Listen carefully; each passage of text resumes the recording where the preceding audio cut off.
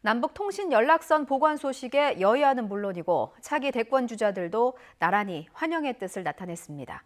다만 야권에서는 서해 공무원 피격 사건 등에 대한 북한의 책임 있는 답변이 필요하다는 지적이 이어졌습니다. 김태민 기자의 보도입니다.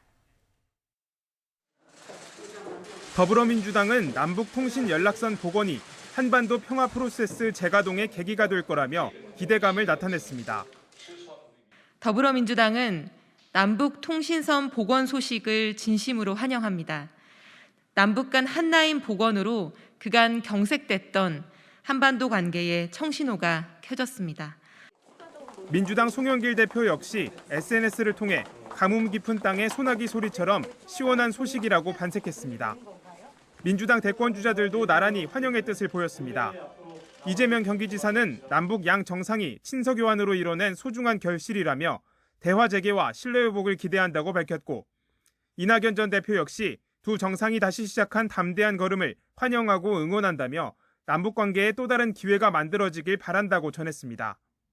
야당은 남북 대화 재개는 환영한다면서도 북한에 따질 건 따져야 한다고 의견을 보탰습니다. 그동안 남북 통신 연락선은 북한의 필요에 따라 끊어지거나 재개되는 일이 반복되어 왔습니다. 이번 통신 복원이 구애가 아닌 소통의 계기가 되기를 바랍니다. 특히 남북 공동연락사무소 폭파, 연평도 해역 공무원 피격 사건 등 만행에 대해서는 북한의 책임 있는 답변이 필요하다고 강조했습니다. 야권 대선 주자들 역시 이번 통신선 복원의 밝은 면만 봐서는 안 된다고 경계했습니다. 윤석열 전 총장은 남북 관계가 발전하려면 허심탄회하게 할 소리는 할 수 있어야 한다며 북한 측 심기만 살핀다면 통신선 복원이 무슨 의미가 있겠느냐고 지적했고, 최재형 전 감사원장은 군사적 긴장 완화에 도움이 되길 기대하지만 마치 한반도 평화가 눈앞에 온 것처럼 들떠서는 안 된다며 차분한 상황 관리를 강조했습니다.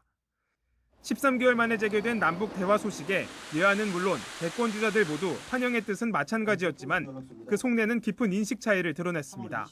YTN 김태민입니다.